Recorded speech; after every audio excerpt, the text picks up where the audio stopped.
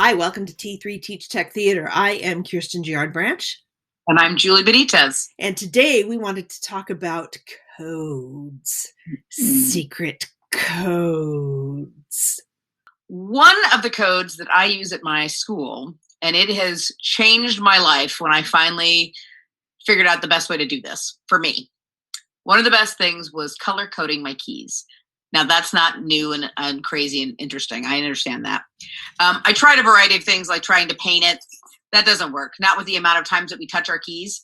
So I had to go out and get all of the pretty key things, and I had to go to a special place to make sure I had ones that were big enough to fit the big keys. So this part's not so exciting. What was the code for me that worked is that I color coded the doorways or where the locks that went with these. Because how many times have you handed a key to a kid to say, yep, go open that up, and then the kid put it down or they dropped it, and then they don't remember which key you handed them. So for me, the green room is green, my office is yellow, the same lock that opens the props and the costumes are orange. And so when the kid drops it and they can't remember, on the actual container, I've got an outline of a key that's in the correct color for all of the places. Now, kids are not particularly observant, so apparently they've never noticed them before I point them out, but they're all there just in case they dropped the keys and forgot what they were doing. Now, of course, I know that most administrations are like, well, your kids should never have your keys.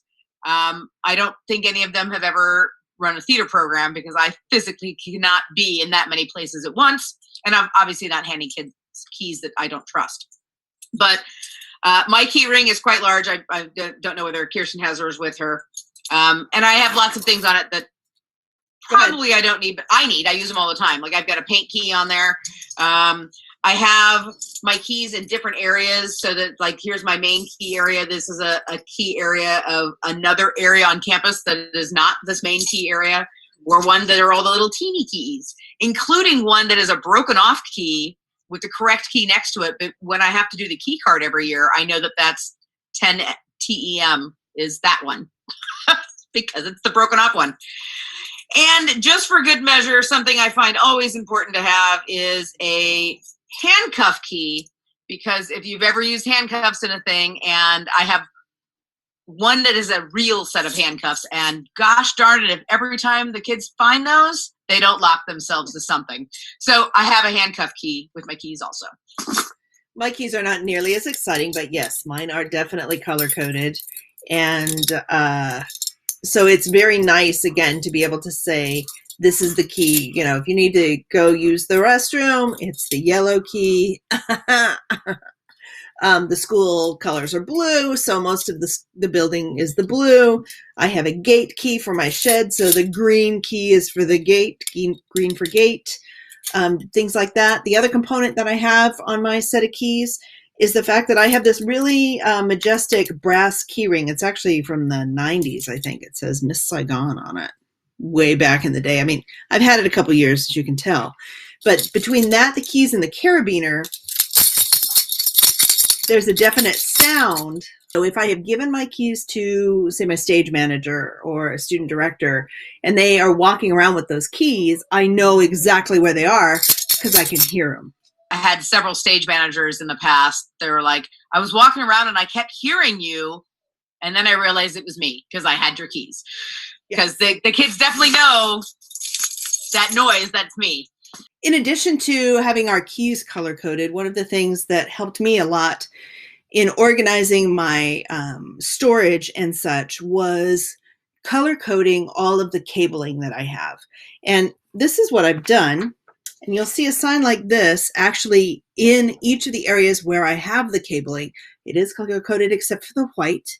But what I've done is taken electrical tape or e-tape, and we just wrap the cord itself based on these colors. And then I purchased a whole bunch of milk crates, and those milk crates have the actual colors on there as well. So if I tell a kid to go get, a 50-foot cable, they know that it's green because not only is there a sign that says it, but there's a box that says 50 foot, and there is some e-tape wrapped around it in green.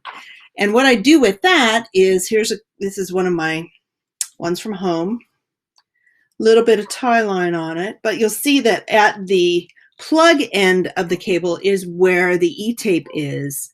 And that's because usually that's the thing that is not being seen by an audience member versus the actual connector side. So color coding your cables is an amazing and marvelous thing. And not just for your electrical cables, but your sound cables, all of the cables, so that the kids constantly know that color means it's a 5-foot cable, 10-foot cable, or 25-foot cable, a 50-foot cable. Yes, and it's changed my life to have it uniform across the board and to force it. Now, sometimes, we're all dealing with students. So there are times when I pull out, say, the 25-foot box, and I'm looking, I'm like, this is red and it is clearly this thick. So there's no way that is, a 25-foot cable, bless their hearts. But for the most part, it does keep everything a little more organized than just piles and piles and piles of cable everywhere. And then immediately and the kids know, is that a long enough cable or not quite long enough cable? Color coding cables, check it out. I'm going to hold it up one more time in case you want a Cappy. Okay, there you go. And the last code really doesn't have to do necessarily with physical space, but this is something that my technical directors and I created several years ago now. And I think it's pretty ingenious, so I wanted to share that with you. And we know that there are times when a show is going on, a production, and there's some sort of mishap backstage. An actor gets hurt or something is going on. And if I am in the front of the house and I'm meeting guests and things, the last thing I need is to have a technician come running to me and say, Ms. Giard, somebody's hurt, blah, blah, blood everywhere, things are falling, and freaking out in front of patrons, most of whom are parents. So we've devised, I think, something that's pretty ingenious. We have created a code for stop everything, the world is falling apart. We need you backstage immediately. And if that is the case, the technicians know, actually, all of the people backstage know this code word, and it is Mike Wazowski. So if there is an issue backstage that needs my immediate attention, somebody is to come to see me and they say, Ms. Giard, Mike Wazowski would like to see you backstage. And I say, yes, thank you very much. And I go backstage. I thought it was brilliant myself, stole it, and it has saved my bacon a couple of times. Whether you've got a kid having an anxiety attack, someone's rolled their ankle and they're not sure if it's broken, whatever the thing is, it's a nice, easy, calm way to let in front of patrons that something's really wrong backstage. The reason why I tout this code from kind of the mountaintops, we were doing a production of Xanadu and it was closing night. And I had a student that ended up backstage with a bloody nose. And the more he bled, the more he freaked out. And he was kind of like wiping his face and flinging blood all around. So when the kids walked into the dressing room, it was like the scene out of a Scarface movie. And as the technician is walking to me and saying, Ms. Giard, Mike Wazowski would like to see you backstage, it just so happened that this student's mother was in line to purchase tickets for the end of the show. Now, she was a really cool mom, but she was also one of the moms that would have certainly escalated a situation. And it was nice for me to just go, oh, thank you very much, and go and handle that without having the kid coming out and going, oh, so-and-so is bleeding, and have this mom just, whoa, freak out. So it keeps everybody calm. It keeps the situation calm. And with the kids knowing this code word, they just focus on the fact that that's what they have to do. And they know that I'm going to be there to help, because that is the all drop everything and go code word. So we encourage you again to just kind of take a look around and what is it that you can do to be part of the Cool Code Kid Club, be it color coding your keys, creating little markers on doors so you know which key opens what, color coding cabling, and don't forget, Mike Wazowski. And as always, thank you so much for watching. And if you have any questions, please feel free to contact us at teachtechtheater@gmail.com. Check out our website and become a member at www.teachtechtheater.org. And we look forward to seeing you soon. Thanks. Bye.